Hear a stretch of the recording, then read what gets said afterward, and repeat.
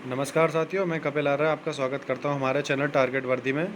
और मैं आपसे कहना चाहूँगा, अगर आप गवर्नमेंट एग्ज़ाम की प्रिपरेशन में लगे हुए हैं, किसी भी गवर्नमेंट एग्ज़ाम की, तो हमारे चैनल को ज़रूर सब्सक्राइब कर लें और बेल आइकन ज़रूर प्रेस कर लें फ्रेंड्स। तो ये बिना देरी के स्टार्ट करते हैं। हमारी आज की वीडियो जो है वो ये 2021 में जो एसएससी जीडी के कांस्टेबल के फॉर्म निकले हुए हैं उसको लेकर है। दोस्तों, इसमें जो हमको किस फोर्स को प्रायोरिटी में रखना है या हमको प्रायोरिटी क्या रखनी है, और बेसिकली उसी के लिए सारी वीडियो है।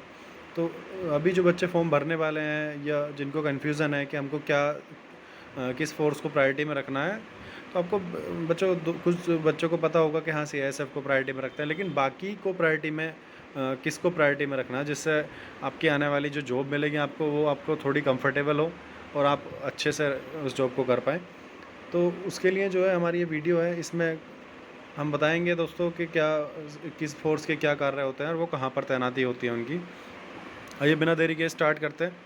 तो पहला जो है बीएसएफ है। बीएसएफ आप सभी जानते हैं, बॉर्डर सिक्योरिटी फोर्स है।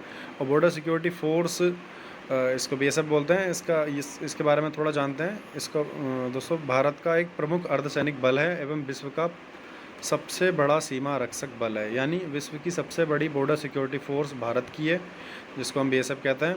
और सीमावर्ती इलाकों में रहने वाले लोगों में सुरक्षा बोध को विकसित करने की जिम्मेदारी बीएसएफ को दी गई है। आपको पता होगा, जो भारत और पाकिस्तान का बॉर्डर है, वहाँ सारे बॉर्डर पर बीएसएफ की ही जो मतलब फ्रंट लाइन में हमारे बीएसएफ के सोल्जर ही काम करते हैं। तो आगे देखते हैं। अगला है सीआईएसएफ। सीआईएसएफ यानी सेंट्रल इंडस्ट्रियल सिक्योरिटी फोर्स। और ये एक ऐसी फोर्स है जिसका मुख्य उद्देश्य आंतरिक और औद्योगिक सुरक्षा प्रदान करना है। इसकी स्थापना संसद के अधिनियम केंद्रीय औद्योगिक सुरक्षा बल अधिनियम 1968 का 50वां भाग के तहत की गई थी।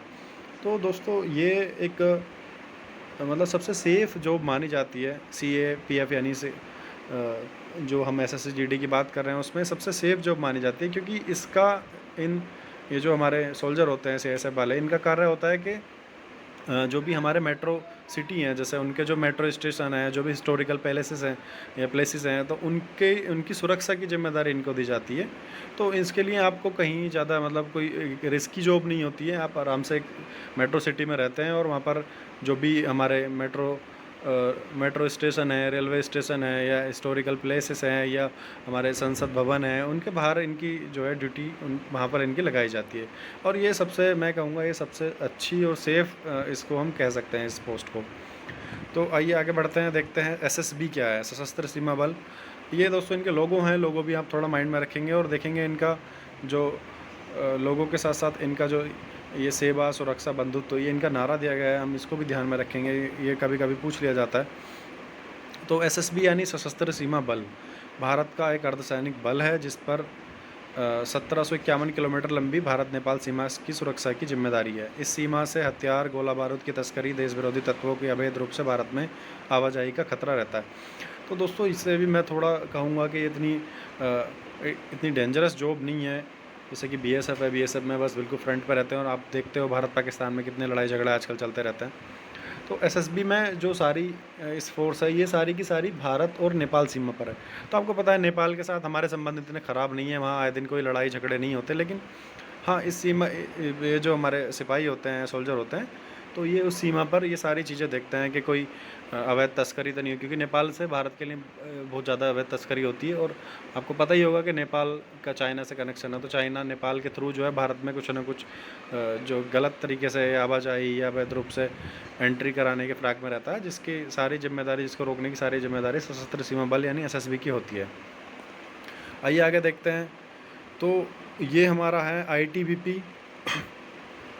आईटीबीपी यानी भारत तिब्बत सीमा पुलिस बल की स्थापना 24 अक्टूबर 1962 को हुई थी। वर्तमान में आईटीबीपी प्राथमिकता लद्दाख में काराकोरम दर्रे से अरुणाचल प्रदेश लाजेब ला तक 3488 किलोमीटर लंबी भारत चीन सीमा की सुरक्षा के लिए तैनात है। तो दोस्तों, आईटीबीपी जो है ये हमारी एक स्पेशल फोर्स है, जो कि भारत और चीन सीमा पर तैनात की जाती है। इसके अलावा बल कई आंतरिक सुरक्षा कर्तव्य एवं छत्तीसगढ़ में वामपंथी उग्रवाद के विरुद्ध अभियानों में भी महत्वपूर्ण भूमिका निभा रहा है। तो दोस्तों, ये जो मैं बता रहा हूँ ऐसा होता है कि हाँ, एसएसबी भारत नेपाल सीमा पर काम करेगी, लेकिन ऐसा इनका कुछ ऐसा लिखा हुआ नहीं होता कि हाँ यहीं पर ही काम करेंगे। गवर्नमेंट के हाथ में होती है पावर के, वो उनको कहाँ पर भेज दिया जाए। तो इनको जगह जगह दंगे होते हैं या जो भी होता है, उग्रवाद होता है, तो वहाँ पर इनकी ड्यूटी लगाई जा सकती है। और इस पुलिस बल की दोस्तों एक इसको आप नुकसान कह लें या फ़ायदा कह लें, ये होता है कि इस बल का आप देखेंगे नेपाल सीमा, भारत नेपाल और जितना भी हिमालय का पोर्शन है, भारत नेपाल चाइना का जो बॉर्डर है, वो सारा हिमालय का क्षेत्र आता है। और वहाँ पर सारा का सारा क्षेत्र जो है पूरे साल बर्फ़ से ढका रहता है।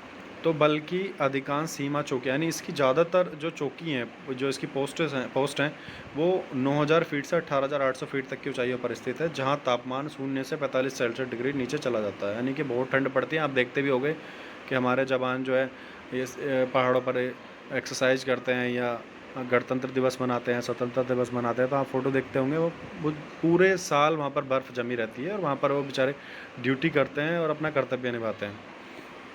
अगली देखते हैं असम राइफल्स। तो असम राइफल्स के लगभग 80% अधिकारी सेना से आते हैं और पूर्वोत्तर में कानून व व्यवस्था की निगरानी, उग्रवाद विरोधी अभियानों में सेना के साथ मिलकर काम करता है। यह कुछ वैसा ही है जैसे कश्मीर घाटी में राष्ट्रीय राइफल्स के जवान सेना के साथ मिलकर काम करते हैं। तो असम राइफल्स की जो है हम देखें तो ये एक पूर्वोत्तर क्षेत्र की हमारी पूर्वोत्तर क्षेत्र में काम करती है। पूर्वोत्तर यानी कि मेघालय, नागालैंड, मणिपुर, असम, अरुणाचल प्रदेश, इन क्षेत्रों में ये फोर्स हमारी स्पेशली काम करती है। आइए आगे देखते हैं। ये एसएसएफ, ये एक हमारे, आपने ज़्यादातर बच्चों ने इसका नहीं सुना होगा, लेकिन मैं इसको बता दूं, भारत ने 1962 में चीन युद्ध के बाद सीक्रेट स्पेशल फ्रंटियर फोर्स यानी कि एसएफएफ का गठन किया था। भारत में रह रहे तिब्बती इस यूनिट के सदस्य हैं। इसके बाद ये यूनिट 1971 युद्ध, कारगिल युद्ध समेत कई ऑपरेशन में हिस्सा ले रही है। स्पेशल फ्रंटियर फोर्स अभी चीन की चालबाजियों और साजिशों के खिलाफ लद्दाख में मुस्तैदी से तैनात है।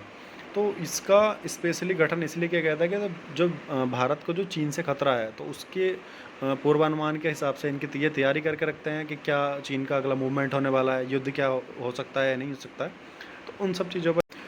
तो दोस्तों मैं यही कहना चाहूँगा, अगर आप मेरे अकॉर्डिंग देखें तो मैं बोलूँगा आपको सबसे पहले प्रायोरिटी में सीआईएसएफ रखनी चाहिए, दूसरे नंबर पर एसएसबी, तीसरे नंबर पर एसएसएफ या एसएफएफ, और चौथे नंबर पर आईटीबीपी, पाँचवें पर असम राइफल्स और छठे नंबर पर आपको बीएसएफ रखनी चाहिए। क्योंकि दोस्तों हमको ये चूज़ करने से फ़ायदा हो जाता है कि हमको ये नहीं सोचना चाहिए कि हमारे मार्क्स कम आएंगे तो हमको बीएसएफ प्रायोरिटी में रखनी चाहिए। ऐसा कुछ नहीं होना चाहिए।